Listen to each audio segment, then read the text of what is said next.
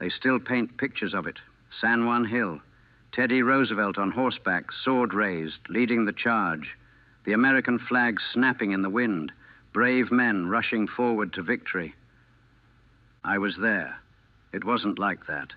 I'm 58 now, and I haven't slept through a full night since July 1st, 1898. 37 years, and I can still hear the Mauser rifles cracking from that ridgeline. Still smell the jungle rot and cordite. Still see the faces. Thomas Keene, formerly of the United States Marine Corps. South Boston boy who believed everything the newspapers told him. The Maine had been blown up. Remember the Maine! To hell with Spain! And we were going to liberate Cuba from Spanish tyranny. It would be quick, glorious, a splendid little war. God, we were stupid. I was 21 when I enlisted, spring of '98. Strong back, empty head, full of patriotic fire. Boot camp at Paris Island, then straight onto transports heading for Cuba. We were packed below decks like cargo, puking our guts out from seasickness, but we didn't care. We were Marines. We were going to war. We were going to be heroes. The first man I saw die was at Guantanamo Bay. Spanish sniper put a bullet through Danny O'Brien's eye while he was taking a drink from his canteen. He was mid-swallow when it happened. I can still see the water spilling down his chin as he fell. That should have taught me something. Should have shown me what we were really in for. But then came July and the orders to take the San Juan Heights. That's when I learned what war actually means. That's when the boy from Boston died, even though his body kept walking around for another 37 years. You want to hear about the charge? About Roosevelt and glory? I'll tell you, but it won't be what you expect. July 1st, 1898. We'd been in Cuba less than 2 weeks, and the heat was killing us almost as much as the Spanish. 100 degrees in the shade, humidity so thick you could choke on it. We were wearing wool uniforms, thick blue wool, because that's what the Army issued. Half the men were already sick with fever and dysentery before we even reached the battlefield. We marched out before dawn along a narrow jungle trail. Single file, couldn't see more than a few yards in any direction through the vegetation. Perfect ambush country. Every man knew it. You could feel the tension in the line, hear it in the way nobody talked, nobody joked. The Spanish were dug in on the heights, San Juan Hill and Kettle Hill, both of them. They had the high ground, they had cover, and they had modern Mauser rifles that could drop a man at 800 yards. We had Springfield rifles, we had the low ground, and we had orders to take those hills. Around 8 in the morning, we emerged from the jungle into open ground. That's when the shooting started. The sound was different than I expected. Not the deep boom of cannons. These were sharp cracks, like someone snapping branches. But each crack meant a bullet, and those bullets were finding targets.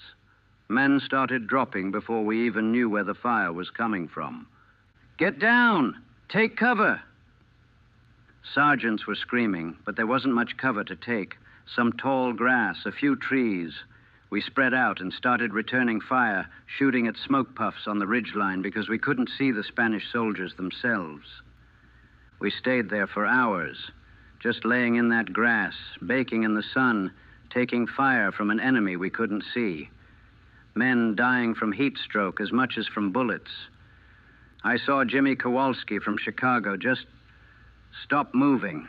No wound on him. Just dead from the heat.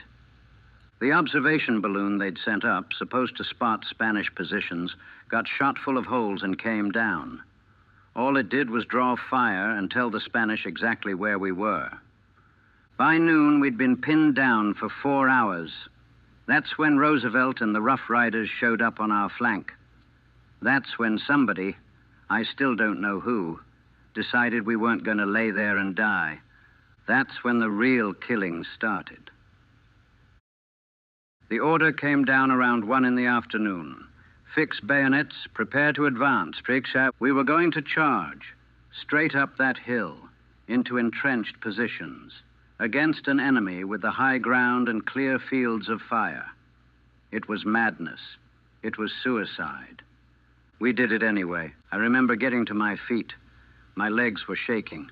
From fear or exhaustion or both, I couldn't tell. All around me, men were standing up out of that grass. Some were praying, some were cursing. Most were just silent, faces pale under the sunburn and grime. I looked at the hill ahead, maybe 600 yards away, looked like a mountain from where we stood. Smoke from Spanish rifles already drifting down from the ridgeline. Lieutenant Morrison, good officer, West Point man, gave us a grim smile. Stay together, boys. Keep moving forward no matter what. Don't stop. He checked his revolver, made the sign of the cross, even though he wasn't Catholic. That told me everything I needed to know about our chances. Then we started walking, not running at first, walking across that open ground toward the hill. It felt like walking into a furnace, the heat pressing down like a physical weight, the fear coiling in your guts like a snake, the waiting for the bullet with your name on it, each step feeling like it might be your last. The Spanish held their fire. Waiting. That was almost worse than the shooting, the anticipation, knowing it was coming, waiting for it. My mouth was so dry I couldn't swallow. Sweat running down my face, stinging my eyes. The sound of hundreds of boots moving through the grass, ragged breathing, equipment rattling. They opened up when we were about 300 yards out. The sound hit first, that distinctive crack of Mauser rifles, hundreds of them firing at once. Then men started falling. Not the way you see in paintings. No dramatic poses, no heroic final gestures. They just dropped like puppets with cut strings. The man next to me, Carl Benson, took a round through the throat. He grabbed at it with both hands, made this horrible gurgling sound, blood pouring between his fingers. His eyes went wide with surprise and fear, and he went down hard. I stepped over him and kept walking. Had to. If you stopped, you died. More men falling with every step. The grass was already turning red in patches, bodies everywhere, some still, some writhing, some crying out for help we couldn't give them. You learned to stop seeing them as people. Had to, or you'd go mad. Somewhere in the chaos, we started running. Not because anyone ordered it. You just can't walk slowly toward death. Your body won't let you. The animal part of your brain takes over and screams, "Run." We ran uphill through that brutal heat, carrying rifles and ammunition, packs bouncing on our backs, while Mauser bullets cut through our ranks like a scythe through wheat. The air itself seemed full of metal, that whip-crack sound of bullets passing close, the meaty thud when they hit flesh. I saw Lieutenant Morrison go down about halfway up. Both legs shot out from under him. He hit the ground screaming, clutching at the shattered mess of his left thigh, but still trying to wave us forward with his other hand. "Keep going. Don't stop. Don't you dare stop." His voice cracking, knowing he was dying, wanting it to mean something. We kept going, ran past him while he bled out in that trampled grass. The Rough Riders were on our right, charging up Kettle Hill. I caught a glimpse of Roosevelt. He actually was on horseback, one of the only mounted officers. Crazy bastard. Brave, but crazy. His horse got shot out from under him later, but by then we were all mixed together. Marines and Army and volunteers, just a mob of men pushing uphill. No formation anymore, just survival. The last 50 yards were the worst. The hill got steeper, completely exposed. Spanish firing down on us point blank, couldn't miss at that range. I saw Tommy Garcia's head just come apart, pink mist where his face used to be. Saw Frank Murphy clutching his stomach, trying to hold his insides in with both hands while he stumbled forward 2 more steps before collapsing. Saw boys I'd trained with, bunked with, shared cigarettes with, become meat, become nothing. My lungs were burning, couldn't breathe, couldn't think. Just climbing toward the guns that were trying to kill me. Then we hit their trench line. That's when it stopped being a battle and became butchery. Rifle butts, bayonets, knives. Men grappling in the dirt, fighting hand to hand in a narrow trench, slipping on blood and spent shell casings and things you didn't want to identify. No room to think or feel, just kill or be killed. The Spanish were fighting hard. They knew they were losing, knew they were trapped, fought with the desperation of doomed men.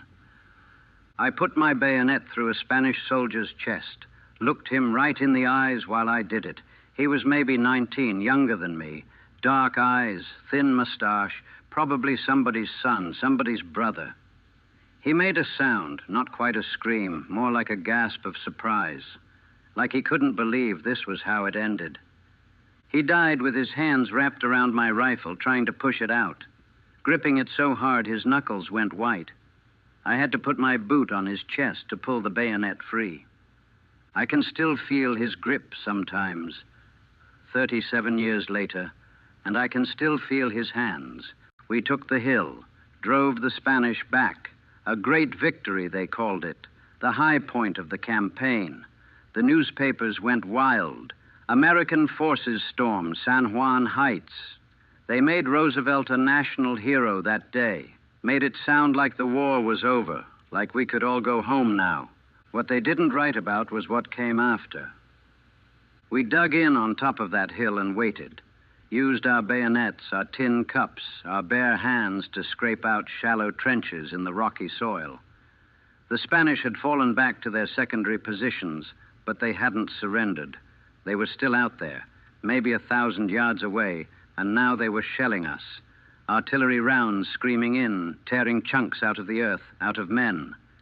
We'd fought so hard to take the high ground, and now we were trapped on it. Couldn't advance, couldn't retreat, just had to sit there and take it. The wounded were everywhere, screaming, crying, begging for water we didn't have, begging for morphine the corpsmen had run out of hours ago. We couldn't evacuate them, too much fire, and the aid station was miles back through jungle trails. So they just suffered for hours, some for days. You'd walk past the same man 3 times in a day, watching him get weaker, watching the life drain out of him, unable to do a damn thing about it. Private Eddie Walsh from my platoon took shrapnel in his guts during a bombardment on the 2nd day.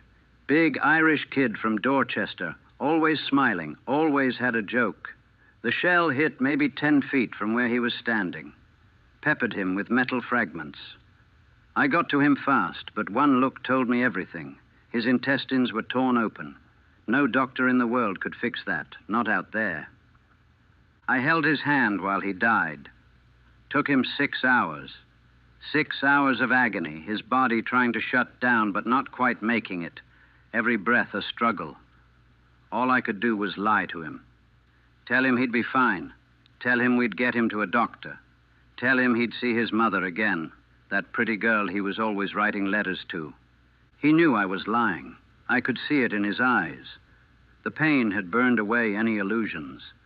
But he held my hand anyway, gripped it so tight his fingers left marks. Because neither of us wanted him to die alone. Because that's all we had left to give each other. When he finally went, I just sat there for a while. Couldn't let go of his hand. Sergeant had to come pull me away, tell me we needed every man on the line. The heat didn't let up. We were still in our wool uniforms, still baking in the tropical sun, no shade, water running low. Men were still dying from fever, from infected wounds, from contaminated water. Yellow fever started spreading through the ranks like wildfire. You'd see a man get the chills, see his eyes turn yellow, and you knew he had maybe 3 days. The Spanish weren't the only enemy. The whole damn island was trying to kill us. We held that hill for 2 more weeks, living in the filth and the stink, surrounded by bodies we couldn't bury fast enough in that heat. They bloated in the sun, turned black, the smell so thick you could taste it. Spanish snipers picking off anyone who showed themselves, disease spreading, men going mad from the heat and the fear and the waiting. By the time the Spanish finally surrendered Santiago, my company had started with 86 men. 43 were still standing. The rest were dead, wounded, or so sick they couldn't fight. Some of them never made it home. died of fever on the transports, got buried at sea. Roosevelt got promoted, got a Medal of Honor nomination, eventually became President of the United States. Eddie Walsh got a wooden cross and a grave in Cuba. If he was lucky. A lot of the boys didn't even get that. Just dumped in mass graves when the fever took them. That's the difference between heroes and everyone else. Heroes get remembered. The rest of us just get haunted. It was the third night after we took the hill. July 4th, Independence Day. Someone thought it would be good for morale to fire off some celebratory shots. Like we were at a damn picnic instead of sitting in hell. I was on watch, staring out into the darkness where the Spanish lines were. Exhausted. Hadn't slept more than an hour at a time since the battle. Every time I closed my eyes, I saw that Spanish boy's face, felt his hands on my rifle. Then I heard crying. Not the wounded. I'd learned to tune that out, God help me. This was different. Quieter. Someone trying not to be heard. I found him in a shell crater about 20 yards from our line. Young kid, couldn't have been more than 18. Still had his rifle, still at his post. But he was just broken. Tears streaming down his face, shaking like he had the fever, except it wasn't fever. I can't, he kept saying. I can't do this anymore. I can't. I should have comforted him. Should have told him it would be okay, that we'd all get through this. That's what a good Marine would have done. Instead, I just sat down next to him in that crater and said, I know, because I couldn't either. None of us could. We were just pretending we could, and eventually everyone's pretending breaks down. We sat there together for maybe 20 minutes, not talking, just two men who'd seen too much and couldn't unsee it. Then the sergeant came by on rounds, and we both wiped our faces and went back to being Marines. I never learned that kid's name. Never saw him again after that night. Don't know if he made it home or if he's still in Cuba somewhere. But I think about him sometimes. Wonder if he's out there, 50-something years old like me, still pretending he's okay. Still lying awake at night, still hearing the sounds, seeing the faces. That was my breaking point. Not the charge, not the killing, not watching Eddie Walsh die. It was realizing that we were all broken and we'd spend the rest of our lives pretending we weren't. The war ended a few weeks later. Spain surrendered. We'd won. I've never felt like a winner. I came home to Boston in September 1898. There were parades, speeches, brass bands playing patriotic songs, people lining the streets waving flags and cheering like we'd done something wonderful. Heroes of San Juan Hill, they called us. Girls threw flowers. Old men saluted with tears in their eyes. Everyone wanted to shake our hands, buy us drinks, hear our stories about glorious battle. I smiled, said thank you, told them what they wanted to hear. Sanitized versions with all the blood and screaming edited out. Made it sound like an adventure, like something from a dime novel. That's what they wanted. That's what America needed to believe, that their boys had gone off and done something noble and good and come home unchanged. But at night, alone in my room at my parents' house, I couldn't stop shaking, couldn't stop seeing Eddie Walsh's face, couldn't stop feeling that Spanish boy's hands on my rifle. The nightmares started immediately. Still have them. I'm 58 years old, and I still wake up 3-4 times a night, heart pounding like it's trying to break through my ribs, drenched in sweat. Still charging up that hill. Still hearing the Mauser rounds cracking past my head. Still watching Lieutenant Morrison wave us forward with blood pouring from his legs. Still feeling that bayonet going into flesh. The resistance, the terrible intimacy of killing a man close enough to see his eyes. I tried working, went back to the docks, loading cargo like I'd done before I enlisted. My father got me the job. Same crew I'd worked with, men who'd known me since I was a boy. They welcomed me back, Asked about Cuba, wanted stories. I lasted 3 months, couldn't handle it. The crowds, the noise, people coming up behind me unexpectedly. Every loud sound made me flinch. Every shadow made me reach for a rifle that wasn't there. I'd be stacking crates and suddenly I'd be back on that hill and I couldn't breathe, couldn't move. They called them spells. I didn't know what to call them. Got fired after I nearly hit a foreman who tapped my shoulder to get my attention. Didn't mean to, just pure instinct. Spun around with my fist already swinging. He ducked, but the look on his face. Fear, like I was dangerous. Maybe I was. Tried a dozen different jobs over the years. Factory work, construction, night watchman. Never kept one longer than 6 months. Can't focus. Can't sleep enough to function. Can't be around people for too long without feeling like the walls are closing in, like I'm trapped back in that trench with the Spanish soldiers coming at me. I married in 1902. Mary O'Connor, girl from the neighborhood. Pretty, kind, patient. She knew about the nightmares. I told her before we married, thought I owed her that honesty. She said she could handle it, said love was stronger than whatever haunted me. She tried. God, she tried. Held me when I woke up screaming. Stayed calm when I'd get that faraway look and couldn't hear her talking to me.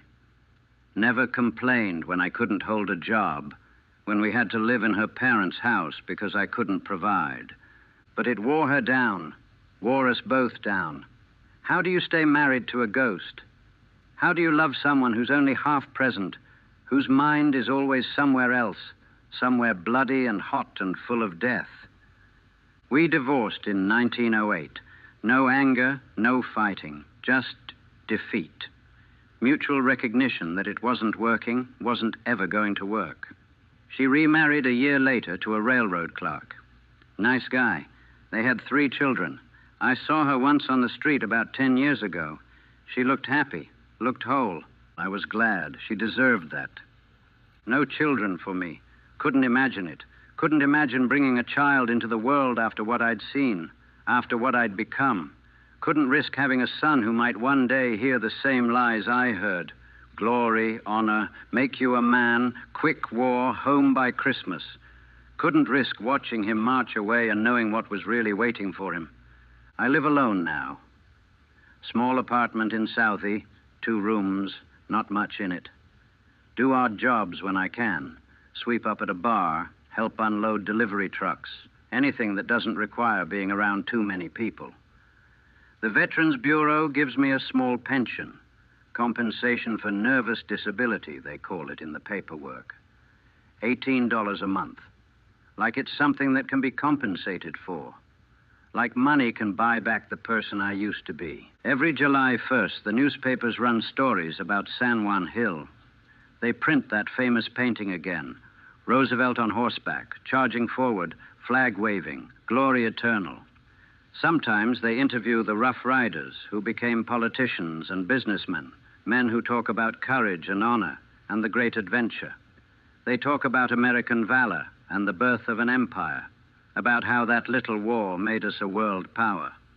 They never interview the men like me, the ones who can't hold jobs, can't sleep, can't stop seeing the faces of the dead. We're not good for the story America wants to tell itself. We're inconvenient. We're the cost nobody wants to count. Roosevelt became president, wrote books about his crowded hour of glory on that hilltop, called it the greatest day of his life. For me, July 1st, 1898 was the day I died. Everything that mattered in Thomas Keene, the boy who believed in something, who thought the world made sense, who could love and be loved, died on that hill. This thing that's been walking around for 37 years, it's not him.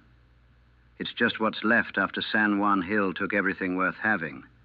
They say we won that day, defeated the Spanish, freed Cuba, made America great. Maybe we did. But I've been losing ever since.